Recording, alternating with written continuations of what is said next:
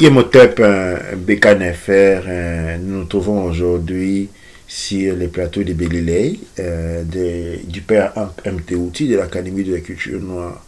Aujourd'hui, nous allons parler dans le Belilei de l'alimentation kémétique, de ce que la tradition kémétique propose et ce que l'école kémétique du père MT propose. C'est une discussion ouverte, nous allons affronter différents arguments autour de l'alimentation, argumenter et puis définir. L'objectif ici de pas à pas construire une éthique alimentaire kémétique qui tient compte de facteurs existentiels, des facteurs circonstanciels et des facteurs environnementaux kémétiques. Je suis accompagné du responsable du département Belilei, le CADNEB Jedef Sekemou Ankotep du père Ank MT Douanecher. Alors, comment nous voulons affronter l'argument par rapport au Belilei? On peut parler de l'alimentation, du rôle de l'alimentation au quotidien, c'est-à-dire que l'alimentation d'elle-même n'est pas forcément vue nécessaire au point de vue nutritionnel, c'est-à-dire comme on nous l'a présenté avec la vision occidentale. Donc l'alimentation est vue de manière énergétique, car nous savons que tout est énergie. C'est pour cette raison-là que nous devons savoir quelle énergie, comment l'alimentation a été cultivée, d'où elle provient, pour savoir si l'énergie est compatible avec la nôtre. Donc l'alimentation permet de nous stabiliser au niveau énergétique, donc ça a une influence non seulement sur notre physique, mais sur notre mental, notre psyché. Et c'est ce que nous allons voir au travers de Belilei. Et nous allons faire aussi la différence au niveau des types d'alimentation qui sont divisés en plusieurs groupes selon les éléments, donc le feu, l'air, la terre et l'eau. On va approfondir le sujet avec Neb Koufou Imhotep. Douanecher, commençons par dire que l'alimentation ne signifie pas seulement manger. Dans l'alimentation, il y a des phases de consommation et des phases d'abstention. C'est-à-dire, pour permettre à l'organisme de faire des vidanges. C'est-à-dire, une bonne alimentation est celui qui est composé des plats et des non-plats. Le jeûne est une question importante. Le jeûne n'est pas une question religieuse. Le jeûne est une question sanitaire, de santé. La raison pour laquelle aujourd'hui le jeûne est confondu avec l'aspect religieux, par exemple nous avons avec l'islam, où il y a un jeûne de 40 jours, c'est tout simplement parce que dans l'ancien temps, les prêtres étaient lui-même médecins. Okay? Les recommandations du médecin étaient celles du prêtre. Les prêtres étaient les personnes qui instruisent. Okay? Et si nous rentrons encore un peu plus en temps, en remontant encore plus le temps, nous allons nous rencontrer avec la figure des alchimistes. L'alchimiste, c'est-à-dire l'alchimiste, on a les mots chimistes. C'était lui aussi les prêtres. C'était lui aussi les médecins. Et c'était aussi lui aussi l'avocat. C'est-à-dire les juges. Parce que c'était les personnes instruites. Toutes ces fonctionnalités étaient rassemblées autour d'une même personne. Et donc, il s'est créé cette confusion dans le temps que le jeûne est une question religieuse. Le jeûne est une question alimentaire. On ne peut pas manger 7 jours sur 7 jours. Et maintenant, la dernière fois, nous avons parlé de l'alimentation quand on parle aujourd'hui des régimes alimentaires. Nous avons signalé la présence et le phénomène du végétarisme ou du vegan comme étant un problème typiquement de la culture américaine. Parce que pendant très longtemps, parce qu'on a pris les personnes venant de plusieurs cultures différentes, on a mis ensemble ce qui n'est pas quelque chose dans la nature qui est sain. Ok? dans la nature, quand il y a plusieurs personnes qui habitent dans le même endroit, quand vous allez dans la forêt, vous avez une rivière où les animaux viennent s'abréger. Vous allez voir que les zèbres sont avec les zèbres, les éléphants sont avec les éléphants, les vaches avec les éléphants, en petits groupes. Vous n'allez jamais trouver un groupe quelque part où il y a des vaches, 4 éléphants, 3 moutons. Ça n'existe pas. Pourquoi? Parce qu'il y a des équilibres écologiques à respecter. Oui. Très important. La nature est nature. Elle est puissante parce qu'elle est nature. Hein? La nature. Et donc, aux États-Unis, il y a eu ces cafouillements de personnes où on a mis dans un building 200 noirs, 100 hispaniques, 4 vénézuéliens. Alors, cela a produit des problèmes psychologiques, psychiques et qui se sont régurgités sur le plan alimentaire avec une alimentation désordonnée basée exclusivement sur la consommation de la viande. Il faut savoir que la viande ne peut pas être consommée 12 mois de l'année parce que les animaux doivent donner naissance. Ces naissances doivent grandir. Et maintenant, qu'est-ce qu'il faut? Il faut faire ce qu'on appelle les élevages industriels, où les animaux sont plantés comme des petites fleurs, grandis avec des vitamines, avec certains animaux sont donnés à consommer les animaux même.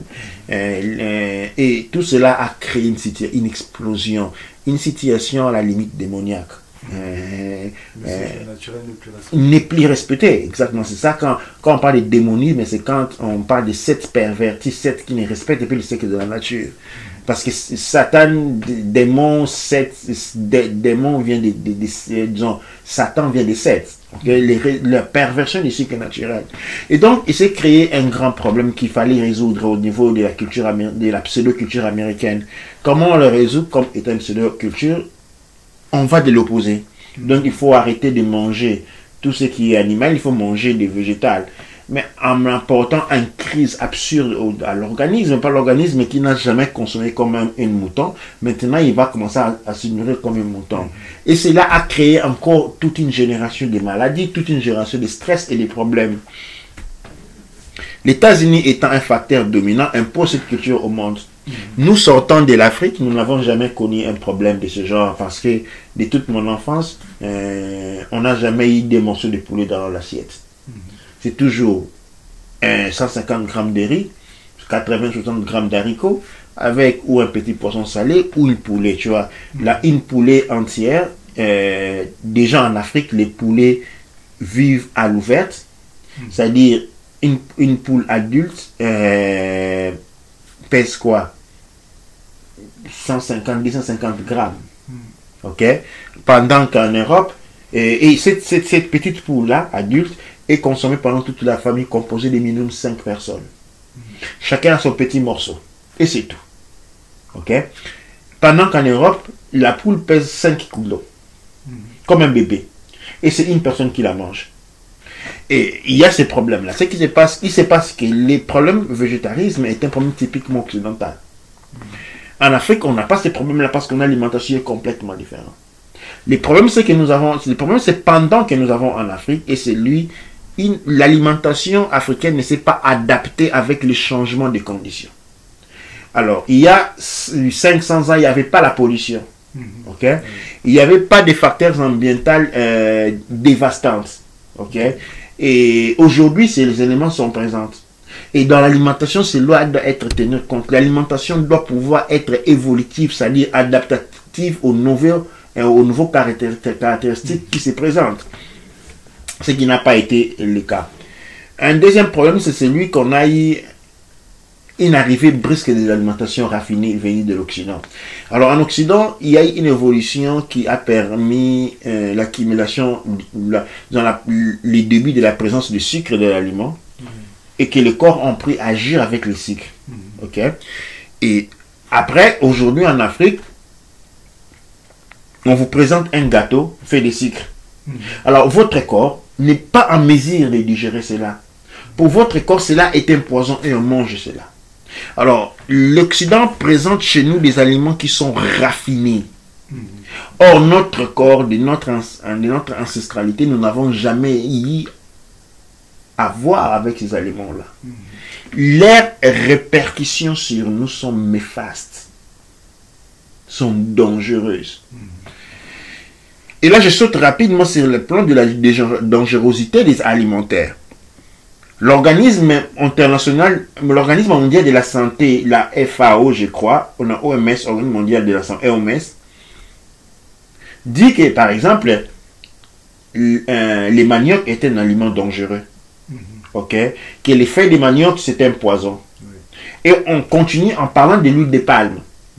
Ok? Et nous acceptons au point où je me suis vu dire par beaucoup de personnes que l'huile de manioc, il faut arrêter de prendre il faut arrêter de prendre l'huile de palme. Mais moi, l'huile de palme, je l'ai bien mangé pendant toute mon enfance. Ainsi mon père, ainsi mon grand-père et personne n'a été malade. Il se passe que l'huile de palme est un aliment qui appartient à notre écosystème. C'est normal que l'occidentaux qui examinent les propriétés présentes dans l'huile de palme soient effrayés. Parce que ce ne sont pas les éléments qui sont présents dans son écosystème. Et du même moment, du même point, je ne dis pas que l'huile de palme ne soit bonne. Elle est bonne pour nous mélanodermes. Elle est très mauvaise pour l'occidentaux. Tout comme l'huile de coco. Tout comme les feuilles de manioc. Si vous mettez un occidentaux, né en Occident, à manger les feuilles de manioc pendant un mois sans arrêt, j'imagine pas, il va se taper un cancer. C'est la compatibilité en fait. Ouais, il y a une compatibilité à travers tout. Je vais argumenter cela en sortant légèrement du champ de l'alimentation. La syphilis. La syphilis est une maladie typiquement occidentale. Ok? Les Occidentaux peuvent avoir la syphilis pendant toute leur vie, ça leur cause pas des problèmes. Mais quand un noir contraint la syphilis, eh bien ce sont des problèmes. De l'autre côté, nous avons la malaria. La malaria pour nous, c'est des arachides. Un occidental qui contraint la malaria, eh bien c'est la morsure. C'est un problème qu'on doit résoudre. Tu vois, il y a cette balance-là. Et des points de vue alimentaires, cela tombe. Maintenant, il se passe quoi? Il se passe que le monde occidental qui a cette tendance discriminative bien prononcée, nous la connaissons, se charge de discipliner, de créer une discipline alimentaire pour nous. En prenant comme base lui-même. Et ceci est un problème. Parce que si les feuilles de manioc sont un poison, si l'huile de palme est un poison, et l'huile de coco pour l'occidentaux, eh bien les hamburgers, les frites, hein, et tout ce qu'on vend dans McDonald's, hein, la pomme de terre contient un poison que l'organisme blanc sait digérer pendant des années, il la digère très bien. Mais chaque noir, si vous êtes noir, chaque fois que vous mangez la pomme de terre, vous vous faites légèrement contaminer. Il suffit de la bouillir, là, vous voyez cette mousse blanche qui sort, c'est le poison qui sort. Et chaque fois que la pomme de terre n'a pas été bouillie, qu'elle a été mise au four directement, et vous consommez ces poisons-là. Donc, s'il y avait une organisation mondiale de la santé africaine, ok, on dirait on mettrait liste des produits alimentairement dangereux pour l'homme noir. Numéro 1, la pomme de terre. Numéro 2, tout ce qui est McDonald's et toutes ces grandes sociétés, en passant par le surgelé par exemple. Les surgelés est un grand problème. Nous ne venons pas de l'ère glaciale. Nous n'avons pas connu des aliments surgelés. L'occidental, oui, parce qu'il a vécu beaucoup d'ère glaciale. Son organisme a de l'information génétique pour digérer, travailler. Or, nous, non. C'est-à-dire, quand nous prenons des aliments, nous mettons dans les frigos et nous créons des problèmes. Tu vois.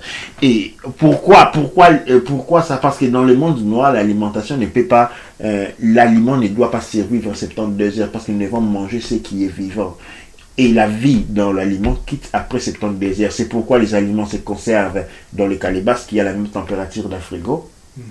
Quand vous mettez l'aliment dans un frigo, il ne va pas rester intact pendant 8 jours. Après 3 jours exactement, à la 4e jour, vous la jetez. C'est comme ça.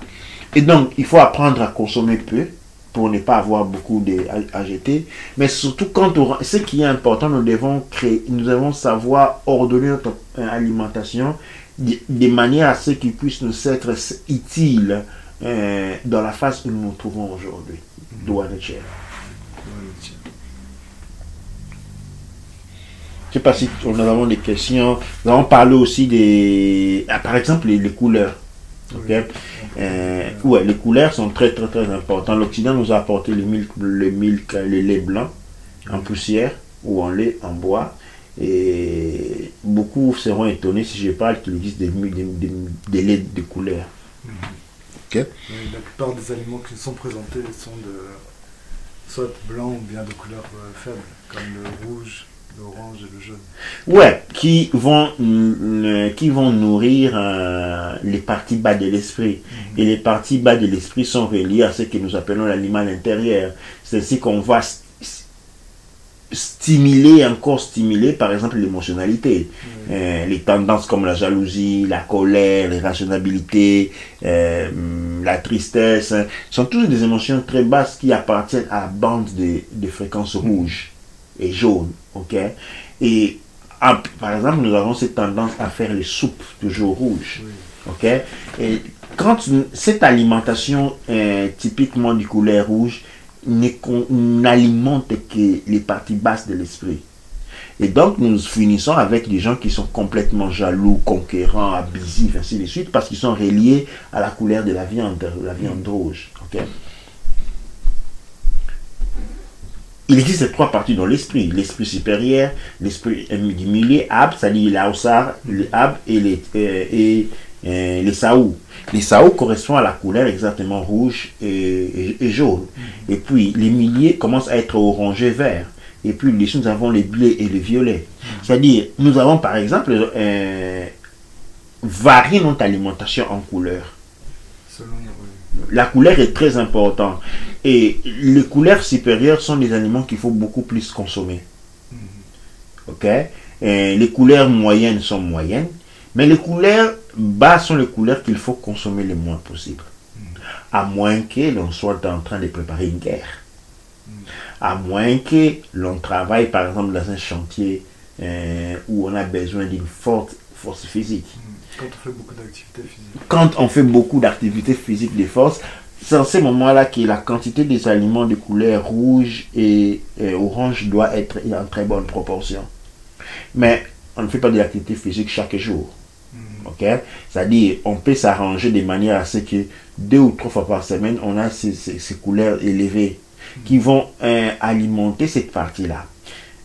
Mais on doit avoir les aliments de couleurs élevées, c'est-à-dire en commençant par le bleu, en commençant par les verts, sont très importants dans notre santé.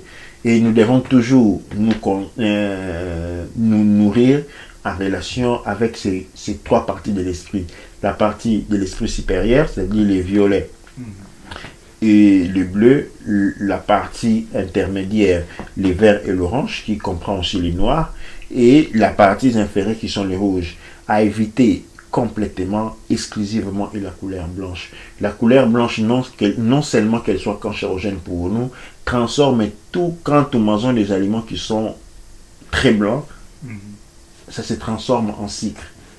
Et nous venons à peine de dire que les sucres n'est pas quelque chose de très métabolisé par les noirs. Notre corps, à travers les âges, n'a pas appris. Nous ne sommes pas retrouvés dans cette situation-là. Et donc, c'est pourquoi, par exemple, à parité d'âge, à parité de nombre, quand nous venons en Occident, les noirs souffrent beaucoup plus de diabète. Okay? Le diabète dans le monde noir, c'est un fléau. Pourquoi? Parce que nous mangeons à table avec les autres, mais les autres, leur corps est à mesure de synthétiser cet aliment-là. Okay? Par contre, le nôtre, non. Donc, ce discours est très important à maîtriser, mais surtout à continuer à faire des enquêtes dessus. Chaque peuple a une alimentation complètement différente. Et l'alimentation doit pouvoir être locale. L'autre mythe que nous devons parler, c'est on dit les épinards contiennent le fer. Les épinards ne peuvent contenir le fer que quand ils ont été plantés sur la terre qui contient le fer. Pour qu'un aliment, même les maïs peuvent contenir du fer, s'ils ont été plantés là où il y a le fer. Okay? Et là, seulement, il faut faire le discours que l'épinard grandit en très très très bonne santé sur une terre où il y a le fer. Par conséquent, il a le fer.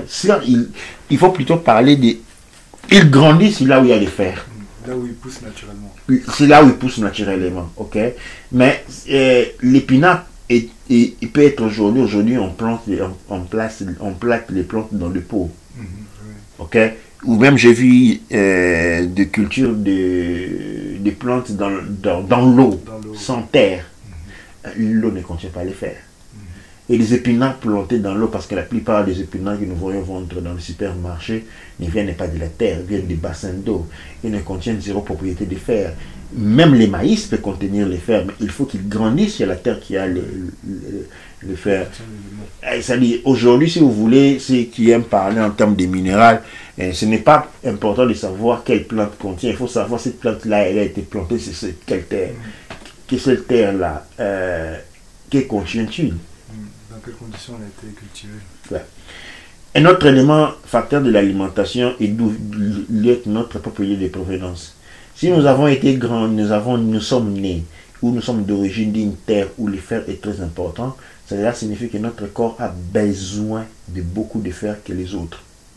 Et tu te rends compte quand un médecin te fait un contact pour te dire que tu n'as moins de fer, c'est de l'idiotie parce qu'il n'est pas en mesure de le faire. Tu ne peux pas déterminer. On peut avoir un chart qu'on dit, ça c'est les modèles et tout le monde doit... Ça c'est pas compatible à tout le monde. Et même dans un même pays, il y a différentes régions. Alors, les minéraux dont une personne a besoin pour être en équilibre sont les minéraux qui sont présents sur les territoires dont il habite. Tu veux dire à partir de la naissance? Oui. Lieu de naissance. Mais même aussi les origines. Joue un très facteur. Là où tes parents ont né, ce qu'ils ont mangé, c'est ce qui contient ce dont tu as besoin. C'est pourquoi je recommande l'alimentation kémétique dans le sens que mange ce que tes ancêtres avaient toujours mangé et tu es l'homme le plus chanceux du monde. Et les problèmes avec le monde musulman, nous avons connu le colonialisme, l'esclavage qui ont déplacé, modifié les cultures de l'époque. Et donc nous avons un chemin à faire dans réapprendre effectivement qu'est-ce que nos terres nous offrent. Un indice à savoir, c'est que la terre territorialement propose comme modèle alimentation, et oui, on n'avait pas besoin de les planter, elles poussent toutes seules. Ce qu'on appelle les mauvaises herbes. Les mauvaises herbes. Les mauvaises herbes, c'est fait de la bonne nourriture. C'est la nourriture qu'il faut pour vous, parce que c'est ce qui pousse localement. C'est l'alimentation qui vient d'ailleurs, importer les plantes importées et puis plantées sur le territoire, ont quand même une place dans l'alimentation, mais une place de second plan. La première plan est les herbes, ce qu'on appelle les mauvaises herbes. Les mauvaises herbes, c'est ce qui vous rendent en bonne santé. Ils sont résistants, on ne les plante pas. Et même si vous les arrachez, ils continuent à repousser chaque cycle après un autre.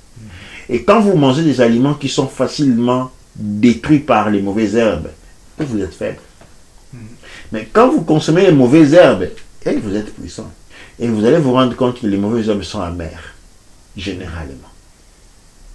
Donc au niveau des saveurs aussi, c'est quelque chose qu'il faut respecter. On ne peut pas toujours manger soit sucré ou piquant, il faut varier aussi. Il y a une variation qui va, les sucrés, les aliments sucrés dont généralement les fruits, et là je parle à ceux un peu qui recommandent les régimes fruitariens et autres, les fruits contiennent beaucoup de sucre. Okay? Il faut savoir que le métabolisme humain est évolutif et commence à sa genèse avec le sucre. Par exemple, vous allez vous rendre compte que les enfants perdent les dents. Ok, non? C'est-à-dire, même s'ils se font contaminer des caries dentaires, ces dents vont tomber. Ok? Et il peut manger le sucre. Quand l'enfant a repoussé les dents, c'est-à-dire quand l'enfant rentre dans une tape où les dents ne repoussent plus, c'est en ce moment que la quantité de sucre doit être abaissée de 50%. D'accord. Et on introduit une alimentation des fruits, ce qu'on appelle les fruits amers. Il y a beaucoup de fruits amers. Et même les pommes, il existe des pommes amères. Okay? Seulement aujourd'hui, qu'est-ce qu'on fait? Il existe plus de 2500 types de variétés de pommes. Il n'y a que 250 qui sont plantées. Et les 250, on ne choisit que quelques-uns qui sont super sucrés pour mettre au commerce. Il existe des fruits. Pour chaque fruit sucré, il existe des fruits amers. Ok? On a les fruits qui sont super sucrés, moyennement sucrés et les fruits qui sont amers. Et cela correspond à l'évolution de la personne. Quand on est né, on mange les fruits qui sont sucrés. Les sucres. Et quand on a perdu les dents de l'enfance, on ne mange plus les plantes sucrées. On commence à prendre les plantes qui sont moins sucrées, les fruits qui sont moins sucrés, jusqu'à arriver aux fruits amers. D'accord. Vous allez voir que aussi dans l'Afrique, il y a des fois où on mange des fruits amers en ajoutant un peu de sel et un peu de piment. Ça, vous allez voir qu'un enfant n'avait pas supporté ça. Effectivement. Hein? C'est un adulte qui supporte parce qu'il y a évolution du goût, parce que notre pH a tendance à varier. Et donc, les bonbons, ce qui est étonnant, c'est qu'il y a 40 ans, 30 ans, il y avait des aliments pour les enfants, pour les adultes. Les aliments pour les enfants, les adultes ne les touchaient pas. Les aliments pour les adultes, les enfants ne les touchaient pas. Aujourd'hui, il y a les bonbons pour les adultes. Les adultes qui mangent les bonbons. C'est-à-dire, et puis on a une liste infinie, une queue infinie devant les dentistes. Pourquoi? Parce que les dents prennent la carie, les sucres infectent les dents. Donc ce ne sont que les enfants qui perdent les dents qui sont censés manger cette grande quantité de sucre. Plus on évolue, plus on va vers ce qui est aigre. C'est-à-dire, on n'est plus dans la promotion de la santé, on est dans le maintien de la santé. D'accord. Ouais. Mais à part, comment dire, le fait de pouvoir s'alimenter selon notre lieu de naissance, par exemple, toute alimentation n'est pas compatible avec tout le monde. Je veux dire, par là, il y a des affinités avec certains aliments, selon que l'on soit né, par exemple, au mois de juillet ou au mois de janvier. Absolument, oui. Et c'est pourquoi dans l'académie, nous avons un calendrier. Et le calendrier, c'est un calendrier spirituel qui correspond à l'agriculture. Et pourquoi il est important de comprendre ces calendriers? Parce que ces calendriers commencent avec le mois de mars. Le mois de mars, c'est le mois où on commence à cultiver. Ok, comment dire, séminer. Ok, non? Mais il faut savoir si sur un territoire, on est en train de séminer quoi. Ok, cela nous indique qu'est-ce que l'on sémine dans ce territoire. Maintenant, la compatibilité alimentaire est quelque chose de très très très important. La compatibilité et l'incompatibilité parce qu'il est lié avec la croissance, bien-être. Et il est aussi lié au goût. L'alimentation a quelque chose de très important. Il nous enseigne que dans la vie, on ne doit toujours pas avoir ce que l'on veut. Tu vois? Parce que tout ce que l'on désire n'est pas forcément bon pour nous. Absolument. L'alimentation fait que, certaines périodes, vous devez manger des choses que vous ne vous sentez pas de vouloir manger. Mais vous la mangez quand même parce que c'est ce qui est fourni. Il y a une éducation, la nature nous éduque à la vie. Il y a les pommes cette période, vous la mangez cette période. Après, il n'y en a plus. Vous allez attendre dans 9 mois pour qu'ils reviennent. Pendant ce temps, vous allez manger cela. Et les mêmes vaut pour les régimes alimentaires. Par exemple, la pêche. La pêche est importante pendant une période de l'année. Après, il n'y a plus de poissons. Donc c'est de là que viennent aussi toutes les maladies. Du fait qu'on veut pouvoir manger ce que l'on veut à n'importe quel moment. Et oui, parce que par exemple, à cette période-là, il n'y a pas de poissons chez vous. Vous allez acheter les poissons qui viennent de la Chine. Pendant que s'il n'y a pas de poissons, c'est parce qu'il y a pénurie. Il n'y a pas pénurie. C'est parce que vous n'en avez pas besoin. Vous ne devriez pas manger les poissons durant cette période-là. Et en dépensant plus d'argent pour vous procurer des poissons, et vous intoxiquez. La même chose avec la vie animale. La vie animale aussi subit des variations. Il y a des fluctuations, il y a des périodes où les animaux sont en gestation. Et vous allez vous rendre compte que dans les périodes, partout dans le monde où il y a les animaux, on parle toujours des périodes de chasse. Il y a la saison de chasse. Pendant la saison de chasse, on va faire la chasse et puis c'est fini. On consomme tout ce qu'il y a. Il n'y a pas un congélateur à mettre la viande pour 7 mois. On consomme tous ces aliments-là dans une période bien donnée. Après, il n'y a plus. La saison de chasse va revenir l'année prochaine. Et pendant ce temps, vous vous nourrissez avec ce qu'il y a présent sur le territoire. Et imaginez quoi, il n'y a pas les hôpitaux. Parce qu'il n'y avait pas de malades. Ouais. Personne, l'équilibre était respecté. Quand on rentre avec l'alimentation modifiée, ainsi de suite, nous avons tous les cas qui s'accompagnent.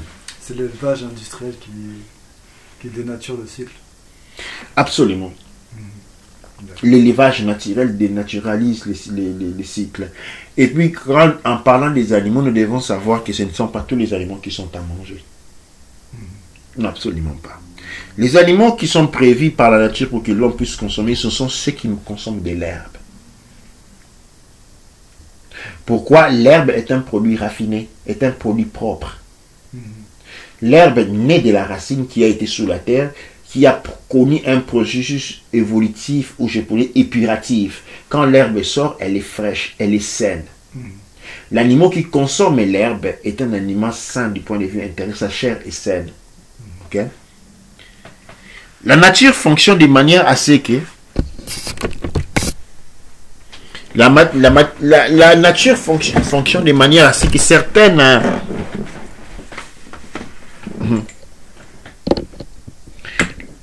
je disais la nature fonctionne de manière à ce que certains animaux appartiennent à un ordre bien déterminé. La nature étant un écosystème, il y a des animaux qui sont là pour nettoyer, on appelle les nettoyeurs. Ces nettoyeurs ont un métabolisme qui fait qu'ils puissent tout consommer et leur corps, avec un long régime, détruit. Leur degré, leur capacité à prendre ces déchets fait que l'air de vie soit très, vie soit très court. D'accord. C'est comme les porcs. Comme les rats. Les rats ne vivent pas 5 ans. Parce qu'ils mangent tellement de saleté et son corps, sa fonctionnalité, c'est lui d'épirer ces saletés qu'après avoir purifié et déféqué, c'est-à-dire remis à la nature ce qui a été purifié, les rats ne vivent plus très longtemps. Parce qu'il emmagasine tout ce qu'il a. Oui. Son corps est un cocktail de saletés. Nous avons les rats. Et encore une fois, nous avons les porcs. Encore une fois, l'indication musulmane à ne pas manger les porcs correspond à une indication religieuse. Non, elle n'est pas une indication religieuse. Elle est une indication, encore une fois, de santé, parce que le porc est un animal qui, consommant du tout, son corps est fortement toxique. Nous avons les rongeurs, comme les sangliers, par exemple, aimés beaucoup par les Français. Les sangliers. Et tous ces animaux qui rongent, qui cherchent, qui mettent le museau dans la terre pour chercher des choses à manger. Ce sont des animaux qui ne peuvent pas être mangés pour des raisons. La première est ce que on se contamine en mangeant ces animaux. Notre corps n'est pas un nettoyeur. Donc n'est pas en mesure de... N'est pas en mesure de digérer cela. En mangeant ces saletés-là, ces saletés nous intègrent et nous devenons cette saleté. Pendant que cette saleté ne s'exprime pas de la conscience du rongeur ou du nettoyeur, dans l'être humain, cette saleté va s'exprimer avec un désordre absolu au niveau de sa propre vie. On augmente sa capacité d'être contaminé par les êtres inorganiques, par cette présence de saleté. C'est pourquoi les musulmans interdisent par exemple la consommation de porc. Il n'y a pas seulement les porcs, il y a toute cette catégorie des animaux qui mangent tout ce qu'il y a à disposition. La deuxième catégorie des animaux, ce sont les prédateurs. Comme les lions, les léopards, les crocodiles, tous ces grands animaux, tous ces grands prédateurs, les chiens, les chats, ce sont des animaux et qui ont le rôle d'éliminer les défauts génétiques. La génétique veut que les animaux impurs se reproduisent. La Terre, en tant que système à part entière, a un mécanisme d'élimination pour qu'on ne puisse pas avoir des animaux handicapés. Par exemple, vous allez voir que les lions, quand il est vieux lui-même en tant que, éliminateur, il est chassé de sa tribu. Et il finit entre les mains des hyènes. Pourquoi? Parce que pourquoi le lion est là pour s'assurer que quand un animal masculin ou féminin avait reproduit, arrivé à un âge avancé, comme la ménopause n'est pas prévue pour les animaux, il doit être un prédateur qui l'élimine. Parce que s'il continue à féconder, eh bien, il va donner, sachant que les DNA se détériorent avec l'âge, il risque de donner, enfanter des enfants qui auront un DNA démoli, défavorisé, et cela va entraîner, c'est-à-dire cet enfant-là, ces petits lions, ces petites chèvres, moutons, qui va naître avec les DNA d'un vieillard, même s'il se reproduit à sa jeunesse, l'enfant qu'il va avoir un DNA défectif. Donc les lions, les léopards, les crocodiles sont là pour éliminer. C'est là.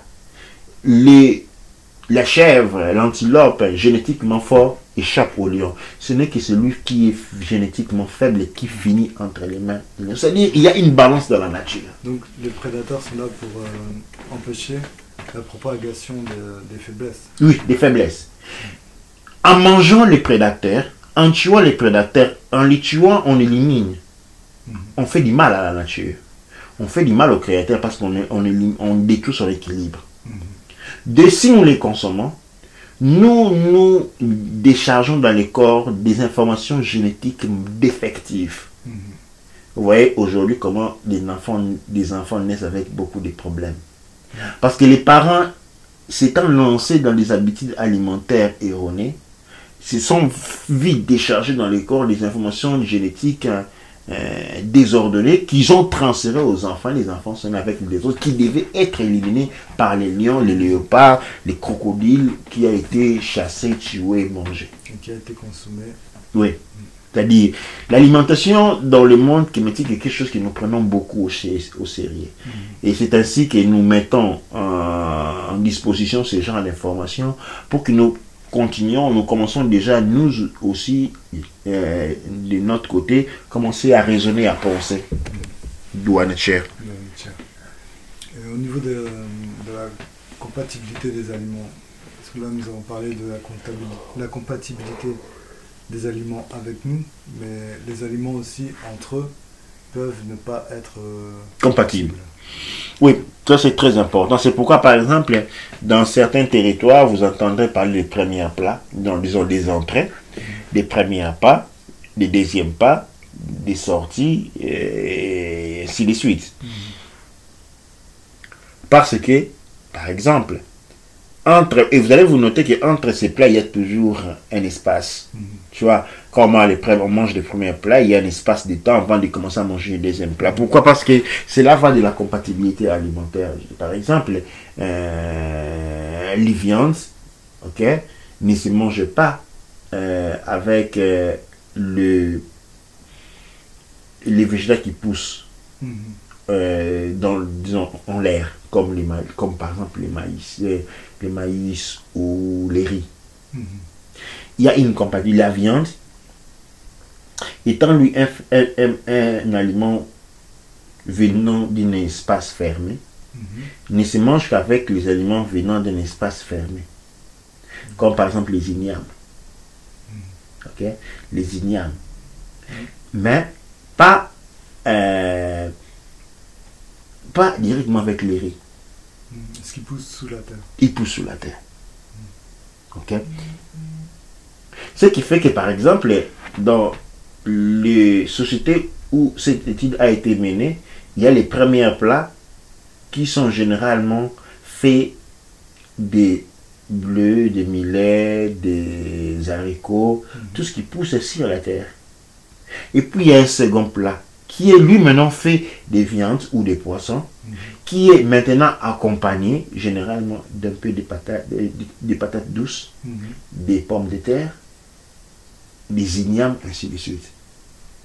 Maintenant, quand on a fait ce passage-là, nous n'avons pas vu les fruits. Les fruits non plus ne sont pas à consommer tout de suite. Déjà qu'entre les plats, les premiers et les deuxièmes plats, il faut un temps d'assimilation. 5 à 10 minutes d'assimilation. Dans certaines cultures, comme en Inde par exemple, après le premier plat, on va se faire un tour. On se promène un peu. On rentre, on s'assoit pour le deuxième plat. Maintenant, les fruits est une question à ce moment-là aussi de culture. Dans certaines cultures, les fruits sont consommés avant de commencer à manger. Et dans d'autres cultures, ils viennent après. Maintenant, là, il faut aussi que nous nous rendions compte de l'état de ces fruits. Nous avons parlé des fruits amers et des fruits secs. Les fruits, par exemple, il y a les fruits à sec, les fruits secs, les fruits amers et les fruits sucrés.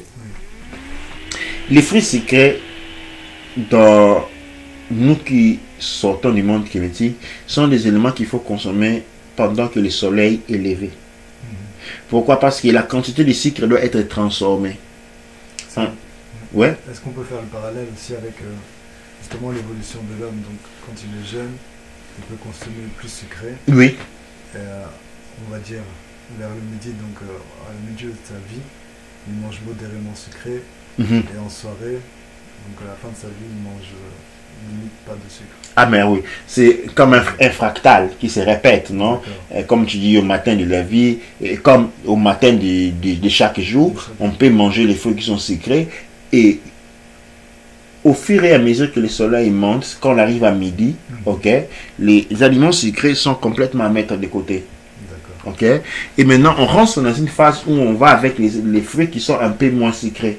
Et quand on, par exemple, quand on fait les repas le soir, quand on finit les repas, on ne devrait pas finir avec les fruits qui sont sucrés. On devrait finir avec les fruits qui sont amers pour terminer un repas. Mais les repas doivent pouvoir être séparés. On doit avoir les premiers repas qui sont séparés, qui sont les produits sur la terre. Les deuxièmes repas qui sont des produits sous la terre. Les premiers, deuxièmes, et les troisièmes maintenant qui sont les fruits. On doit laisser le temps au corps d'assimiler chaque... Ouais, l'état d'assimilation est très très très très important. Et encore un effort doit être commis aussi dans faire bien de présenter différentes compositions alimentaires, proposer différentes propositions, indiquer, parce que comme un état très grand, quand tu n'as pas été très grand, on n'a pas idée de tout ce qu'il y a comme alimentation, aliments, mais en proposant un modèle, l'objectif n'est pas celui maintenant de commencer à importer ces produits, mais plutôt de chercher dans votre propre environnement qu'est-ce qui correspond, qu'est-ce qui est plus proche de cette alimentation-là. D'accord. Donc en amenant une classification et un mode de consommation de certains aliments, pour apprendre à reconnaître quel aliment est compatible avec nous, et à quel moment de la journée le consommer, avec quel autre aliment on peut le mélanger. Absolument. D'accord. Absolument. C'est ce qui est un élément très efficace quand nous parlons de l'alimentation. Parce que aussi, au niveau de la santé, donc l'alimentation a un grand rôle dessus, mais il faut savoir aussi que ce n'est pas l'élément principal. Parce qu'on a vu avec justement le département de Alafia Et, la médecine de l'esprit, que beaucoup de maladies, enfin toutes les maladies se passent au niveau de l'esprit. Alors que l'alimentation, on a tendance à l'assimiler avec le corps physique. Ouais. Donc c'est aussi une chose qu'il faut remettre en question. Absolument. L'alimentation, c'est, à la limite, c'est mettre du carburant dans sa voiture. Et c'est pas parce que tu as mis du carburant dans la voiture que tu es rassasié toi aussi. Absolument pas. Et nous devons avoir un corps sain, un esprit sain dans un corps sain. Et l'alimentation nous permet d'avoir un corps sain, mais pas l'esprit sain. L'esprit sain, c'est un esprit qui est incontaminé. D'accord. Ce n'est pas le Saint-Esprit. Ça n'existe pas le Saint-Esprit parce que l'esprit est sain aussi quand il est incontaminé.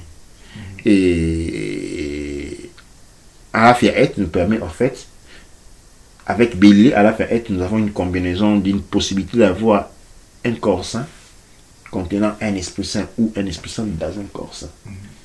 Mais l'esprit vient avant le corps, c'est-à-dire que on ne peut pas juste se baser sur l'alimentation pour dire de se guérir. L'alimentation ne guérit pas. Parce qu'il y a beaucoup justement d'informations de ce type-là qui circulent, de guérison juste avec l'alimentation. Et le jeûne. aussi, qui est pris en considération. Bon, l'alimentation, guérison envers l'alimentation et le jeûne. Il s'est fait que, avec les jeûnes, il y a des possibilités de guérison. Ça, c'est une matière un peu plus avancée quand on parle des déplacements du point d'assemblage.